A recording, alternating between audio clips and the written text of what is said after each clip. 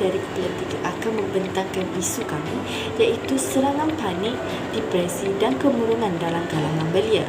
Saya Nik Alia dan juga ahli kumpulan saya, Suhailah, Batrisha, Syafiqah dan juga Nadira akan meneruskan pembentangan ini. Jadi mari kita berikan kepada pembentang pertama. Latar belakang permasalahan. Apakah itu kemurungan, panik dan depresi?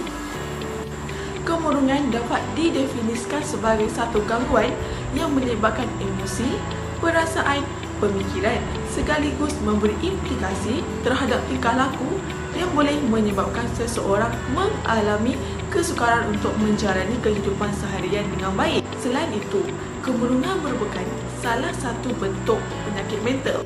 Berdasarkan kajian barat, kemurungan ialah tahap di mana seseorang mengalami stres yang melampau dan kronik.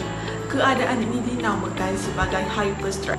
Menurut ahli psikologi barat, kemurungan dapat ditafsirkan dengan beberapa keadaan seperti keadaan serabut apabila seseorang berada dalam keadaan terlampau sedih dan kecewa yang mendalam. Hal ini juga boleh terjadi jika seseorang mempunyai fikiran yang negatif dan memandang rendah terhadap diri sendiri sehinggakan tidak dapat bergaul dan menjalani kehidupan seharian dengan baik. Dari sudut pandang psikologi Islam pula, keadaan ini juga boleh terjadi disebabkan seseorang mengalami gangguan emosi kesan daripada perbuatan yang menyebabkan dirinya tidak dapat dimaafkan oleh Tuhan kerana dosanya yang terlalu banyak. Selain itu depresi.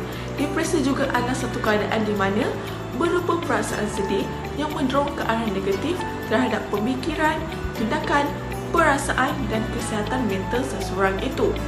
Menurut Al-Quran pula, terdapat beberapa kosakata yang memberikan makna yang sama dan hampir dengan penyakit depresi ini. Sebagai contoh, huzun. Huzun menurut Al-Asfahani dalam Mufradat Al-Fazil Quran adalah keadaan jiwa di mana berasa sedih dan murung. Ada juga yang berpendapat bahawa perasaan sedih ini adalah asbab kehilangan perkara atau seseorang yang mereka sayangi. Huzun juga terjadi disebabkan perasaan tidak senang mereka terhadap sesuatu perkara yang terjadi serta merasa tertekan dengan pelbagai masalah yang dihadapi dan menyebabkan seseorang itu tidak berupaya untuk mengawal pemikiran serta perasaannya. Kosakata huzun ini telah banyak disebutkan dalam Al-Quran. Antara dalam firman Allah SWT yang bermaksud, "Bersabarlah wahai Muhammad, dan tiadalah kesabaranmu itu melainkan dengan pertolongan Allah, dan janganlah kamu bersedih hati, huzun terhadap kekafiran mereka, dan janganlah kamu bersempit dada terhadap apa yang mereka tipu dayakan." Surah An-Nahl ayat 127. Proses panik. Serangan panik juga merupakan satu isu besar dalam kalangan belia. Tokoh pemikiran Islam telah menyatakan bahawa definisi serangan panik atau perkataan lainnya adalah al-ahlu, merujuk kepada sifat gelisah, resah, cemas, rasa takut dan bimbang untuk perkara yang tidak diketahui puncanya. Peribahasa Islam ada menyatakan bahawa penyakit al-ahlu ada di bawah kategori penyakit jiwa yang boleh memberikan kesan yang buruk terhadap seseorang individu.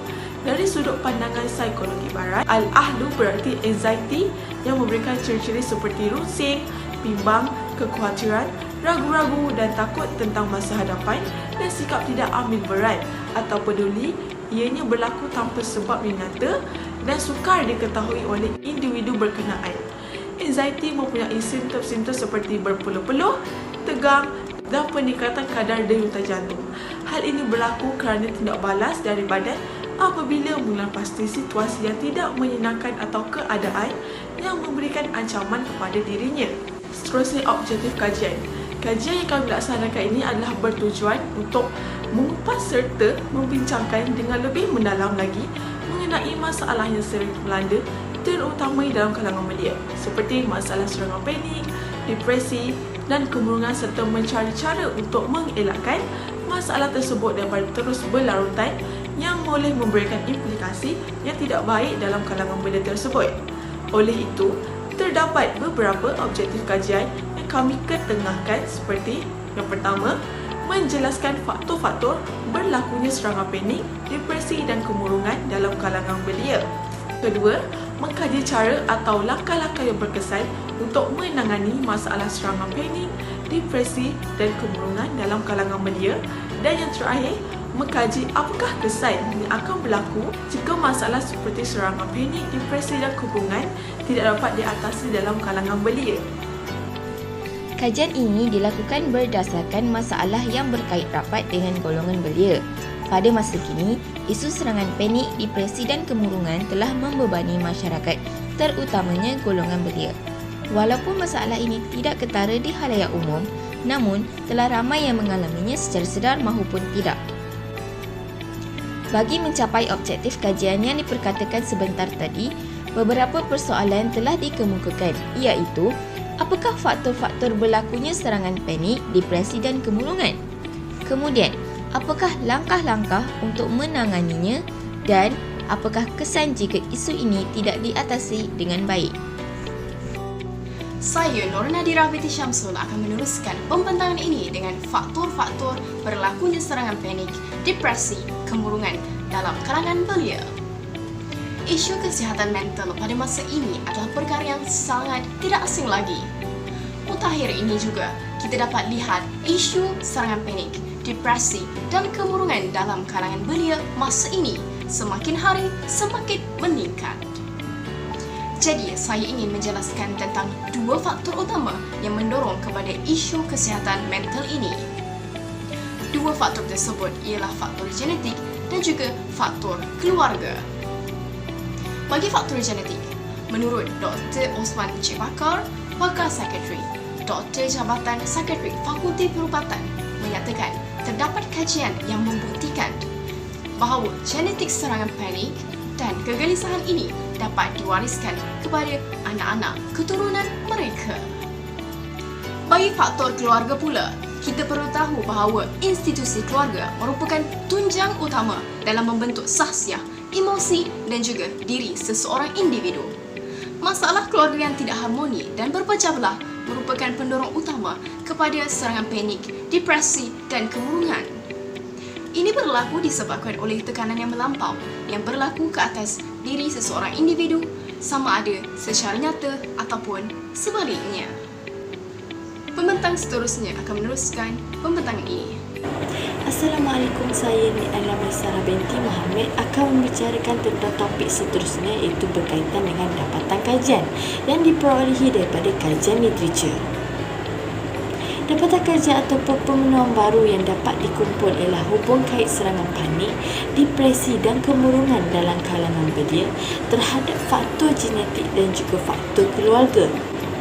Tidak ramai yang tahu bahawa setiap kondisi kesihatan mental ini mampu terjadi bermula daripada genetik, dan apa yang dapat dijelaskan adalah pembentukan emosi yang stabil bermula daripada awal kandungan lagi, iaitu ketika fasa ibu mengandung atau janin masa dalam proses membesar di dalam perut ibu.